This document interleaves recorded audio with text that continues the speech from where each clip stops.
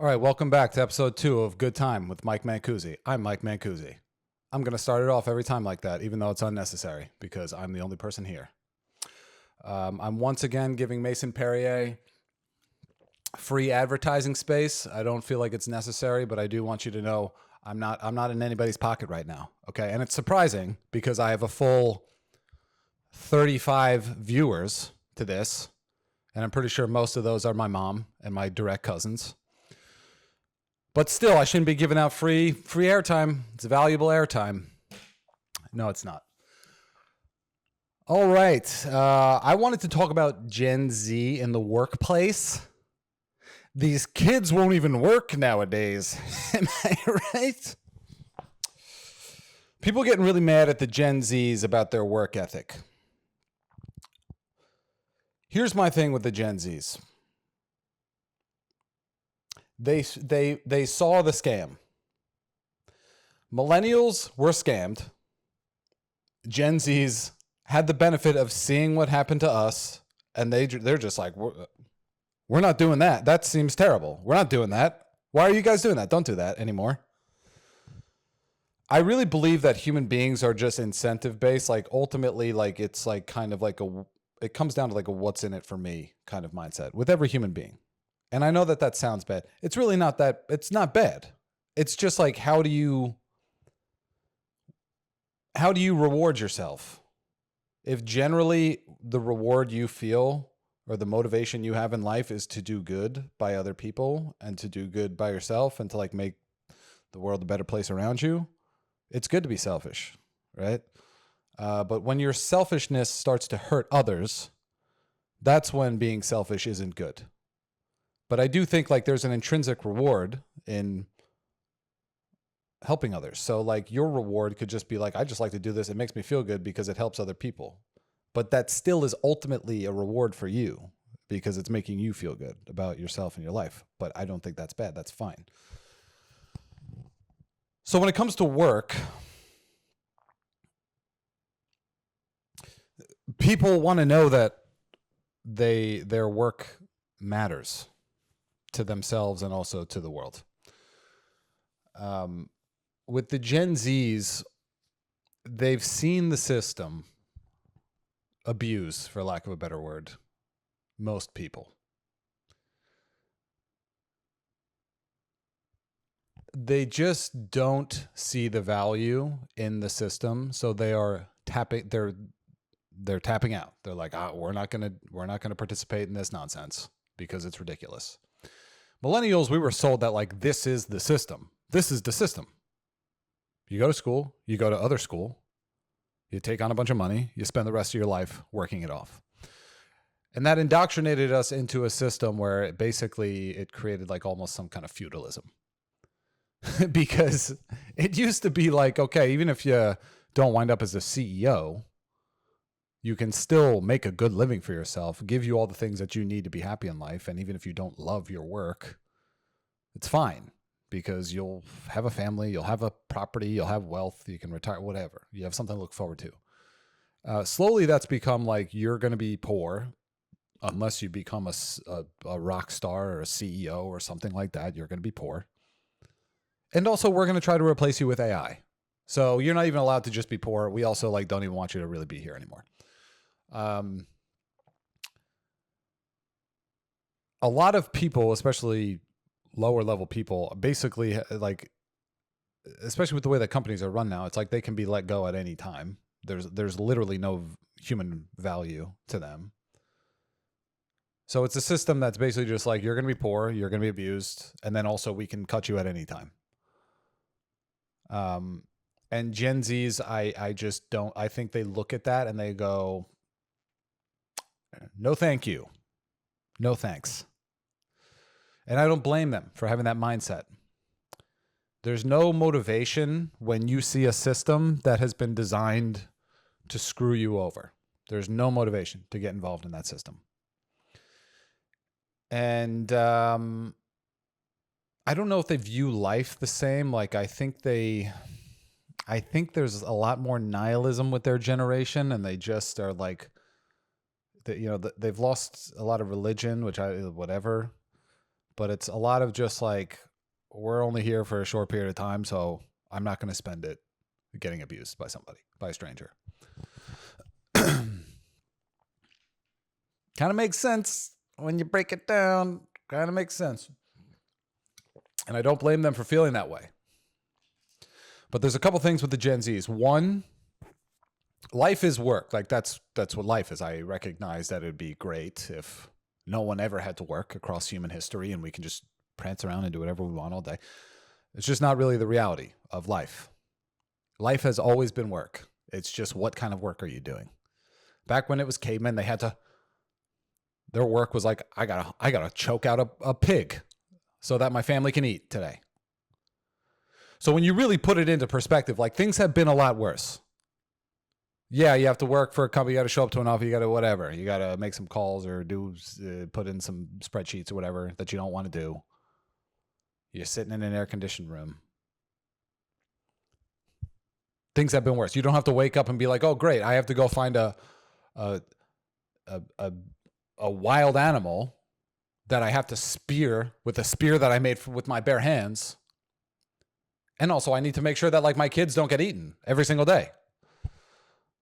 Like, the perspective. Life is work. It's just about trying to find work that fulfills you, that you don't wake up every single day wishing you weren't on Earth. You weren't on the planet, right? So, I like, with the people that I don't want to work, you should want to work. You should want to put your life towards something, at least in my opinion. It's just about what is the work that you're doing. And I do think that leads to a lot of the existential crisis that people feel. Is like, well, I have to do this work because I have to get money, but I feel no intrinsic value towards this work. So I'm just selling my soul to obtain a thing that's not going to feed my soul, and I'm just losing my entire life in the process. That's the cause of money. But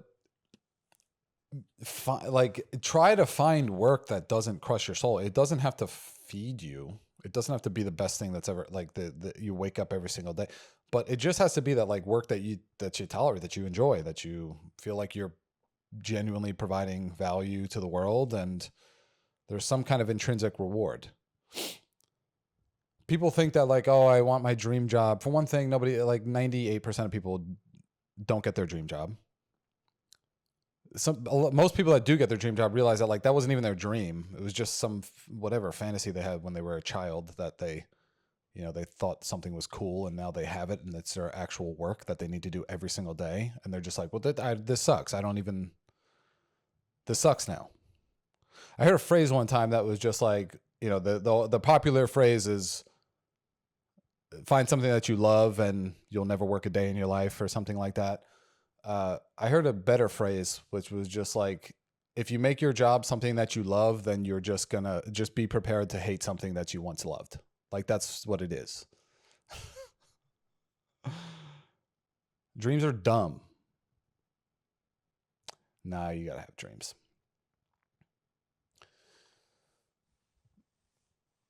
I also just think there's a world in which you can have both. You can have a job that doesn't crush your soul, but you enjoy, you tolerate. It feeds, it pays you decent, and it doesn't completely destroy you every time you wake up.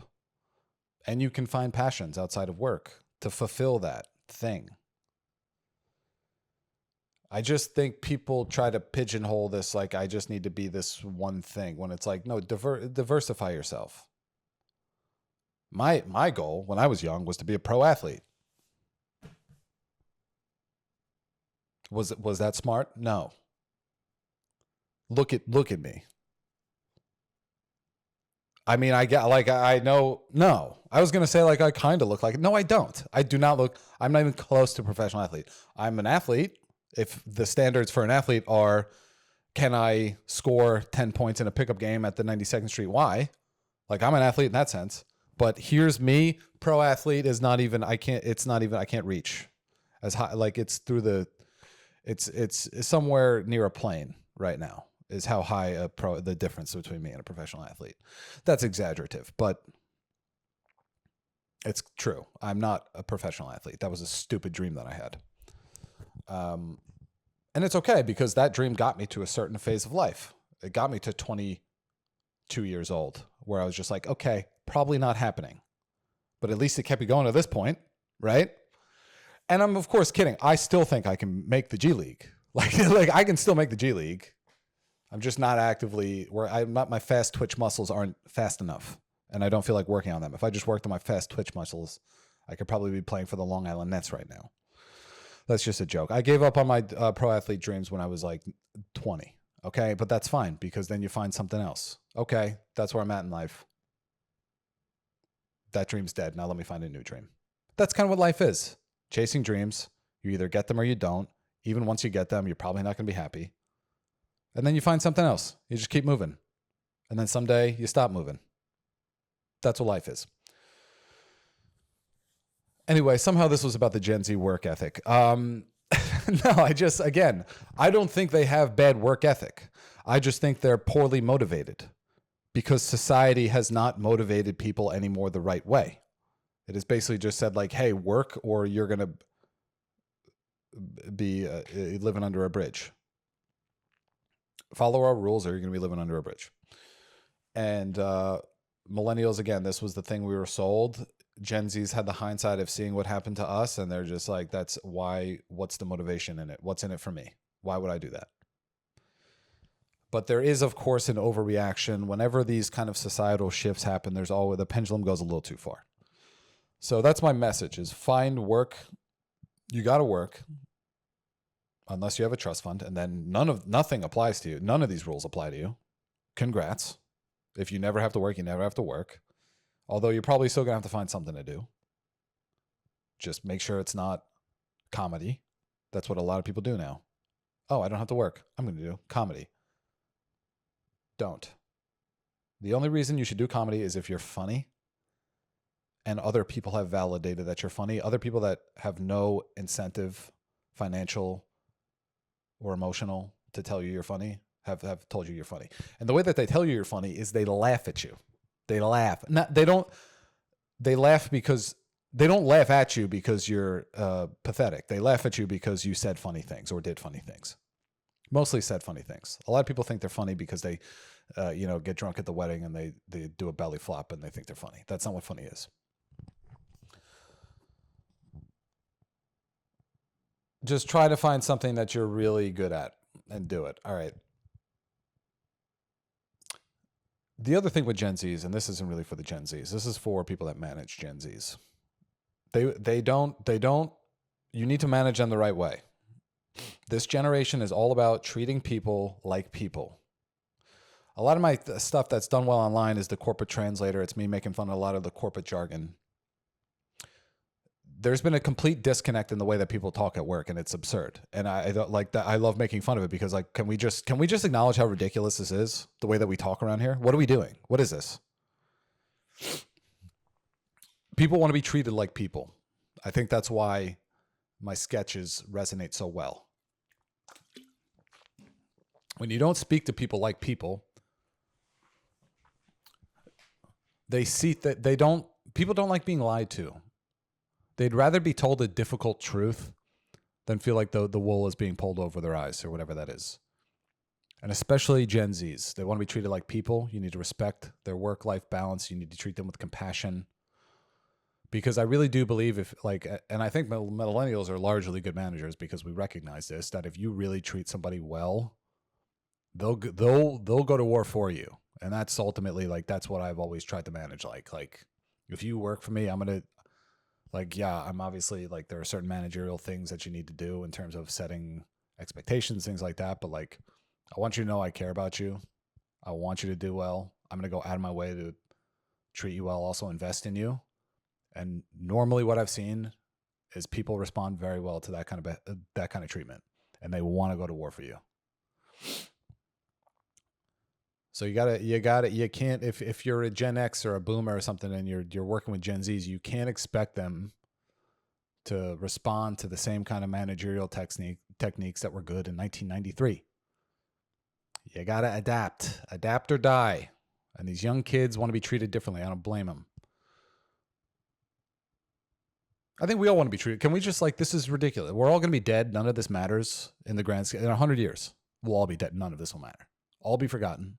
Why are we spending our time making each other miserable? It's crazy. And I'm not like idealistic. Like I know that there's hard things and crappy things happen. Like that's fine. But why are we like, it seems like some people intentionally make it harder because they enjoy it. And stop. That's my message. Like stop doing that. Millennials. I made a post recently. Like millennials get a lot of grief about how they're complainers and blah, blah, blah. Yeah, we complain. I don't think there's anything wrong with complaining. I think there's something like, I like, trust me, I know nothing productive is going to come if you complain. It's fun. It's just fun to complain about stuff when it sucks. It can't lead to having a victim mindset is different. A victim mindset is like, I can't do anything because of this. Complaining is just like pointing out something that sucks and saying, this sucks. This is stupid. And that's a powerful thing. Some of my best friends, we bonded because we complained about stupid stuff. Stupid stuff at work, stupid stuff in life. That's how I know I really connect with somebody, is when we have mutual complaints about stuff. But it's not productive if you just allow it to be like, oh, well, this is a thing and I have no control over it, so might as well. No, control what you can control. When you can change something, change it. But yeah, I don't know. I think we have pretty valid complaints, and I know that that's a narrow point of view because I'm a millennial. But I do think there's pretty valid complaints. I think we were sold something our whole lives. This is the path to happiness. This is the path. And slowly over time, they made that path unattainable. And then they shamed us for being upset that we can't obtain it. And also just saying, well, you need to like do better. We were kids being called soft because we were given participation trophies by the generation that was giving us the participation trophies. We were kids being told that we suck by the generation that raised us.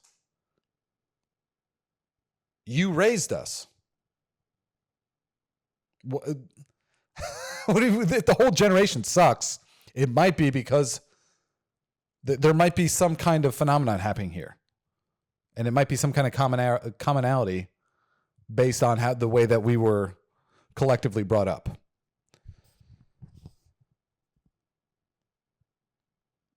So I think our generation really got the short end of the stick in a lot of ways. And I do think that we're going to be the generation that has to spend most of our lives mopping this crap up. And that sucks. So just let me complain. I can complain and still try to overcome these difficulties. Like, I can do both. And I'm doing everything, whatever.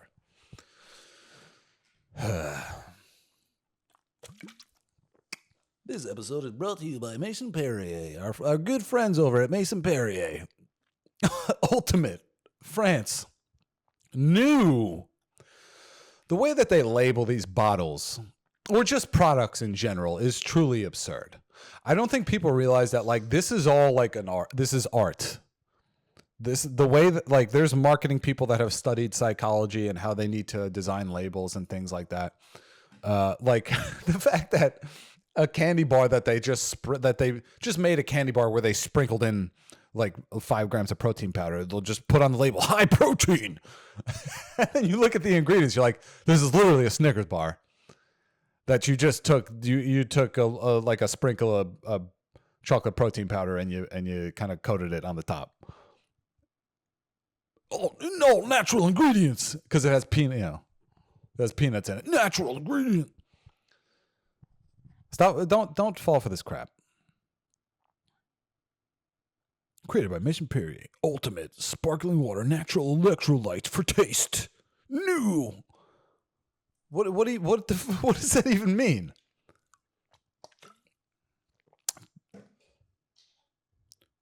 All natural ingredients.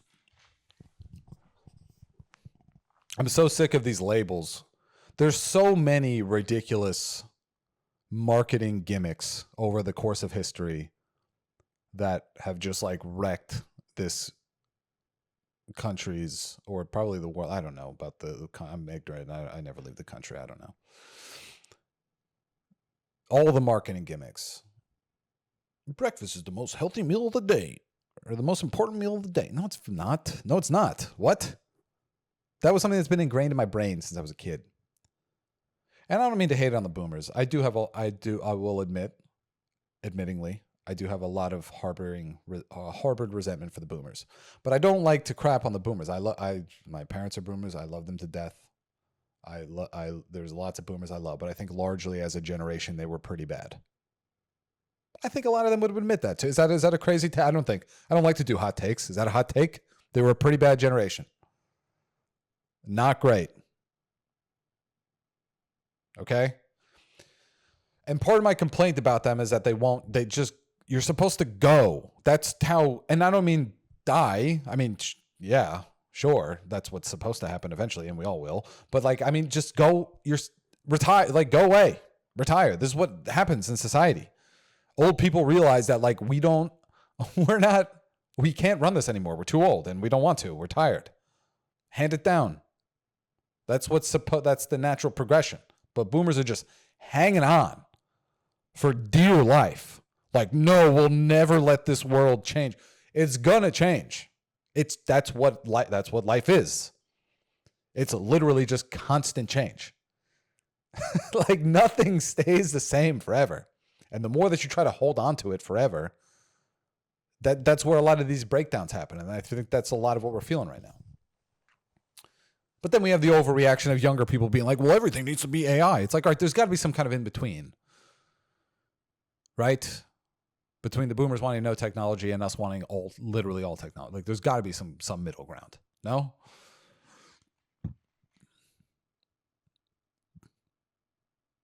What other nonsense? But anyway, yeah, the boomers, I just feel bad for them, kind of.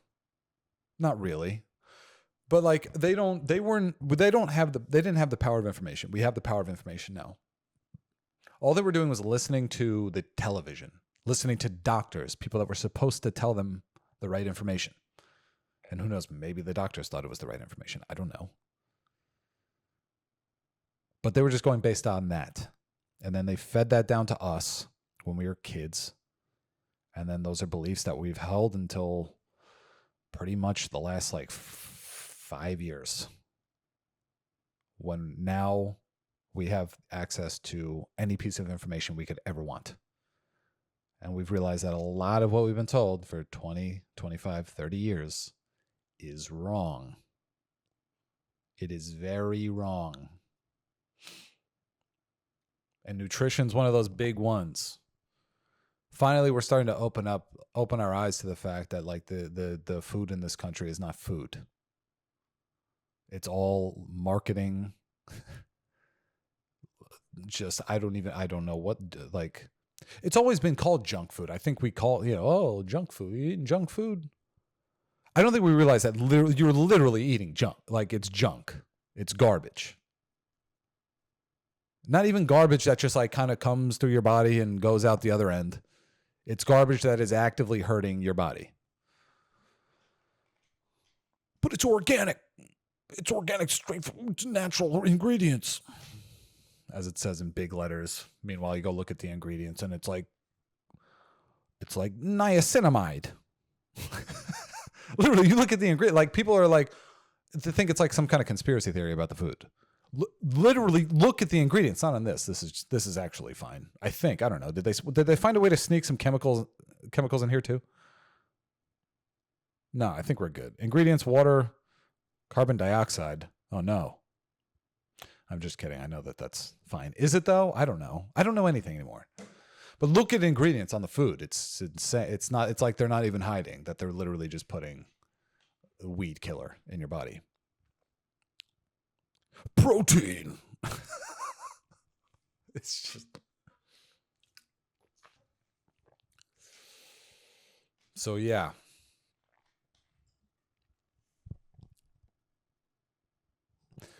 I also just like going back to like dreams, work, blah, blah, blah. I really just feel like a lot of the strife that people feel in life is like the constant, is it passion or is it money? Which is the thing I need? How can I get both? We invented money. It became this thing that we need to get all of the things we need in life, a family, a house, shelter, blah, blah, blah. Over time, those things have been so commercialized that they're unbelievably expensive. Wages have not even come close to keeping up with the cost of living. So basically, you know, the older generations, it's like, yeah, whatever, I didn't pursue my passions, but it's fine because I was able to fill the void of my passions with this other stuff that I'm passionate about. My family. I own a lake. Now we can't have either of those things. Okay? And we can't chase our dreams because we just need to make enough money to get by. If money didn't exist, it's like, what would you do with your life? Organically, what would you just be drawn to as a human being? For me, it'd be basketball and comedy. But basketball, I would just play at the Y every day. That's all I would do. But that doesn't pay the bills. It actually hurts my bills. I have a bill I have to pay every month to play at the Y. So I just think, especially for millennials and younger generations, you got to find a way to fulfill both. You got to find a way to fulfill the bank account. You got to find a way to fulfill your intrinsic value in life. And that's why I'm doing this. This is my intrinsic value for whatever reason. I spend so much time talking to myself on the toilet. I've had so many deep thoughts on the toilet. Maybe that's what I'll name this show. Toilet Talk. Or I'll film it from the toilet. You guys want to come with me to the toilet?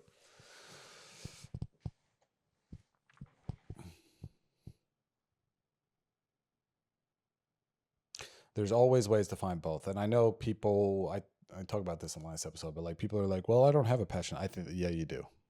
People have, that's what I really think that the human brain is you have something. It's in there. It was probably just suppressed when you were a child and you didn't realize. There are things that happen so early on in your life that your brain just tucks them away, and you never get to figure out what it is unless you really do a lot of work. Therapy. Testing out. I think a lot of times people in life are afraid that the fear of failure, the fear of embarrassment holds them back from accomplishing so much. And that's been one of the best parts about doing comedy for me, is that I've embarrassed myself so many times. My embarrassment meter is basically, I don't even feel embarrassment. That's not true. I feel it deep in my soul. But I just learned to roll with it. I'm embarrassed. I'll get over it. Whatever. Right? But people are so afraid of that. Like, oh, what if they make fun of me? What if we're all going to be dead. Like, how many times do I have to, we're all going to be dead. None of this matters. None of this matters. And all of it matters. That's stupid.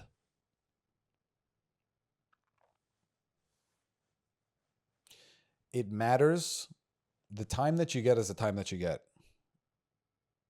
Everything that you do within that time frame matters to you, to the time that you get. This is stupid. This isn't making any sense.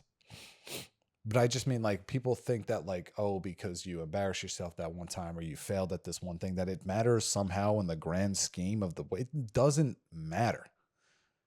But your life matters to your life. This is stupid. It kind of makes sense. Does it not?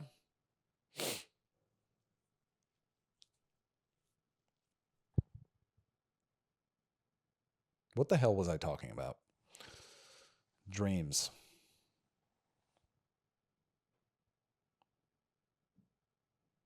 I just think it's important to find whatever it is that you're drawn to in this life. Some people fill that with a family. Oh, I don't have any, but I'm just gonna get a family. Yeah, I'm not looking down on that. I think family to me is the most important thing in life. But I do think that, again, coming back to diversity as a human, you got to find other stuff. If you just put all of your eggs into just your family, like your family's going to drive you nuts. You got to be balanced. You got to have a getaway. Go down on the 92nd Street Y. Get in some arguments during pickup basketball. That's how I do it. Okay?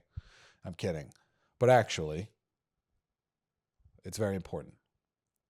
If your whole life becomes work that I hate, I come home and the family stresses me out. I go to sleep. I go back to work that I hate. I go watch the Jets. They make me want to die. That's how these things compound. Life is always going to have stressful moments. It's going to have difficult moments. But you need to find ways to, but like it shouldn't be the whole stretch. It shouldn't be this is 7 days a week. I wake up, I do this. I hate that. I come home, I do that, and this stresses me out. And then I turn on this, and that stresses me out. It's got to be like, 7 days of the week. Oh, Monday and Tuesday sucked. But then Wednesday, Thursday, Friday, Saturday, I did some stuff that I really enjoyed, and I had a couple of, I had a good day. And to me, that's diversity, because it's never like one. You got to have different buckets. That's how I look at it. You can never just have it all in one bucket. If you have it all in one bucket, that bucket's going to drive you mad. Have different buckets, because at certain times, certain buckets are going to be going well. Other buckets are not going to be going well. I'll tell you what's going well for me right now. Content is going pretty well for me, even though I have no YouTube subscribers. And this is probably going to get 4 listeners. Stand-up is not going well. Stand-up was going well for me for a while before the pandemic. It was going okay. I shouldn't say super well, but it was okay. Now it's not going well. My day job, another one of my buckets. Going well right now. For a while, it was not going well. Relationship, going well right now. For a while, it was not going well. Okay? Content's going okay, even though YouTube sucks. Relationship going well right now. Job going well. Stand-up not going well. Okay? For a stretch, it was content not going well, stand-up not going well, relationship not going well. I was single. Work going pretty well. Before that, it was stand-up going well, work going well, relationship going well, content not going well. Relationship fell apart. You see, it's just like you gotta always have these different things because they're never all 4 going to be going well at the same time. Maybe eventually they will if you keep working at it. That's what I like to think, that like eventually it will. But I have no clue. It could be that stand-up starts going well, content goes well, work falls apart, relationship falls apart. Okay, but that's why, so long as you have certain buckets to keep you going, you don't jump off the Verrazano Bridge. Okay, I don't think I'm supposed to say stuff like that on YouTube. But also, I don't have enough followers to get demonetized, so that's a good thing. Okay. All right. Well, one last plug for Mason Perry, the finest sparkling water in all of Burr. Thanks to our partners at Mason Perry.